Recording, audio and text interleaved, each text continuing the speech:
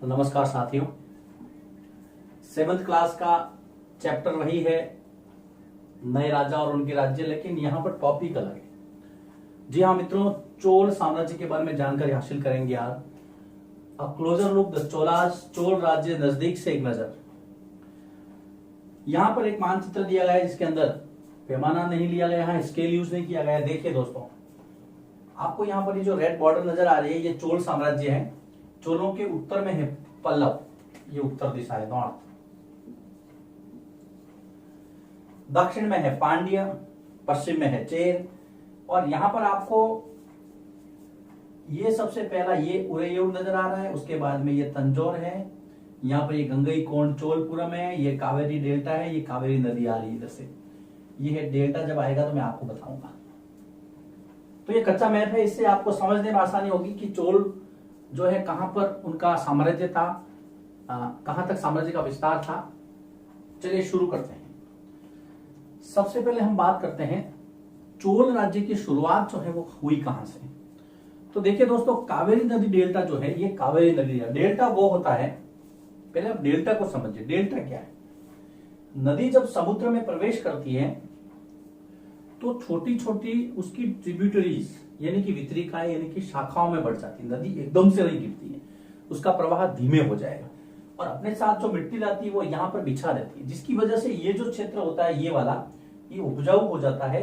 इसलिए डेल्टाई क्षेत्र के अंदर जो है वो एग्रीकल्चर का जो चांस है वो बहुत अधिक रहता है, यानी कि वो उपजाऊ प्रदेश होता है। तो यहां पर देखिए, ये कावेरी डेल्टा है। कावेरी डेल्टा पर मुटरियार नाम का एक कबीला राज्य करता था, एक परिवार था जिसका नाम था मुटरियार।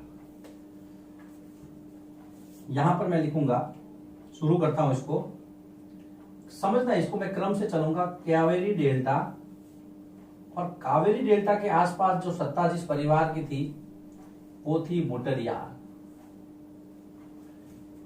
ये मुटरियार जो थे वो पल्लवों के सामंत थे, पल्लवों के सबऑर्डिनेट थे। ये जो मुटरियार है वो पल्लवों के सामंत यानी कि पल्लवों के पास काम करते थे। पल्लवों के सामंत, सामंत यानी कि सबऑर्डिनेट। बिल्कुल ध्यान से आप वीडियो को देखिएगा, आपको सारी चीजें क्लियर हो जाएगी। कावेरी डेल्टा मुटरियारों का साम्राज्य था। मुटरियार, ये देखिए यहां पर ये पल्लव है, पल्लवों की राजधानी थी कांचीपुरम। ये यहां पर कांचीपुरम आया हुआ है। यहां पर जब मुटरियारों का साम्राज्य था तो मुटरियारों को जो चुनौती मिली वो 9वीं सदी के मध्य में मिली। 9वीं शताब्दी यानी कि 801 से 900 के जो मिड टर्म था, उस समय 9वीं सदी के मध्य में, in the middle of 9th century, एक व्यक्ति जिसका नाम था चोल विजयालय, उसने मुटरियारों को हराया। इस विजयालय ने मुटरियारों को हराया और यहां पर दक्षिण भारत के अंदर एक नए साम्राज्य की स्थापना की जिसका नाम था चोल वंश। चोल विजयालय ने मुटरियारों को हराकर, मैं स्पष्ट रूप से लिखूंगा यहां पर क्योंकि इंपॉर्टेंट फैक्ट है ये, यहां पर मुटरियारों को हराया और मुटरियारों को हराकर एक नया डायनेस्टी, एक न्यू डायनेस्टी, एक नया साम्राज्य चोल वंश की स्थापना की। प्रश्न निकलता है यहां से, चोल वंश का संस्थापक कौन था? चोल विजयालय। मैप में आपको मैंने पहले ही बता दिया है। अब मुटरियार थे उरेयूर। विजयालय ने जीतते ही दो काम किए। एक तो उसने एक नया नगर बसाया। विजयालय के दो काम, एक तो तंजौर यानी कि तंजावुर शहर की स्थापना, तंजौर शहर बसाया किसने? चोल विजयालय ने। और एक अपनी कुलदेवी, चोलों की कुलदेवी, याद रखना, उन कुलदेवी का नाम था निशुंभ शुदिनी, उसका मंदिर बनवाया। निशुंभ शुदिनी देवी कि मंदिर का निर्माण किसने करवाया? चोल विजयालय। चोल विजयालय की चर्चा यहां पर समाप्त। पहला काम मुटरियारों को हराया, चोल वंश की स्थापना की। दूसरा काम तंजौर शहर बसाया। देखिए टॉपिक का नाम भी यही है, उरैयूर से तंजौर। तीसरा काम अपनी कुल देवी निशुम्भशोधिनी देवी का मंदिर का निर्माण करवाया। ये 3 काम उसके थे। अब यहां पर चोल विजयालय की चर्चा सिलेबस के अकॉर्डिंग हम समाप्त करते हैं। अब हम दूसरे राजा यानी कि चोल काल के हम 3 राजाओं को पढ़ेंगे, तो पहला समाप्त। अब दूसरा जिसका नाम है राजराज प्रथम, उसका एक काम।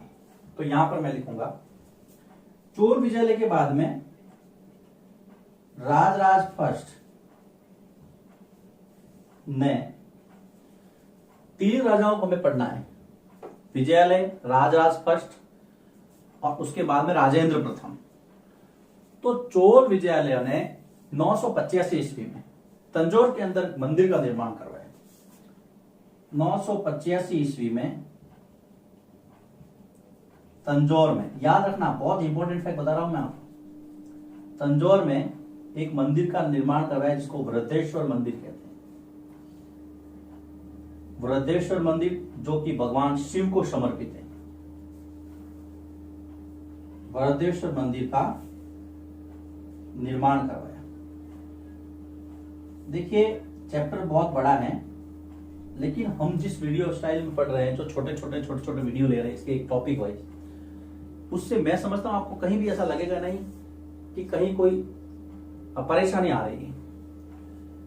विजयालय के बाद में राजराज फर्स्ट, एक काम वृद्धेश्वर मंदिर। इसके बाद का जो राजा है उसका नाम है राजेंद्र प्रथम।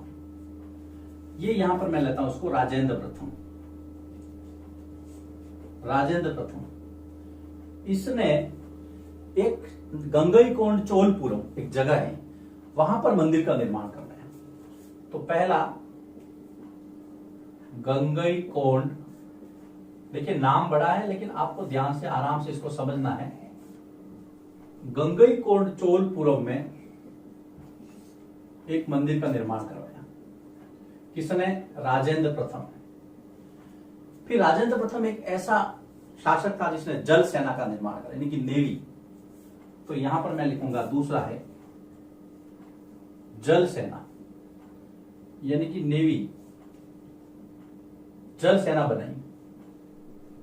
और वैसे भी प्राचीन काल के अंदर देखिए और दक्षिण भारत में चूंकि समुद्र से लगता इलाका था, तो चोल एक ऐसा साम्राज्य था जिसके पास हमें एक बहुत शक्तिशाली जल सेना थी। तो राजेंद्र प्रथम ने इस दिशा में बहुत अच्छा काम किया था।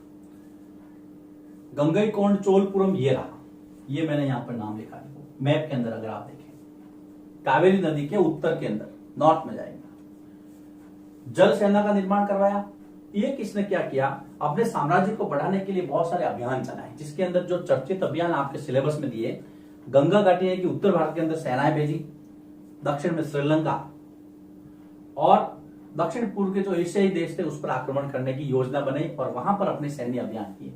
तो यहां पर हम लिखेंगे गंगा घाटी,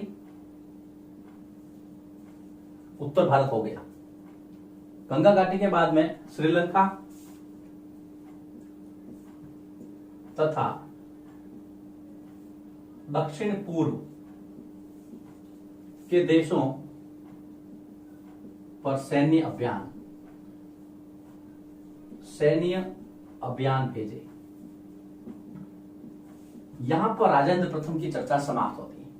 तो चोल काल के अंदर आपको 3 राजाओं के बारे में पता रखना है, संस्थापक चोल विजयालय, उसके बाद में आपका राजराज फर्स्ट और फिर राजेंद्र प्रथम।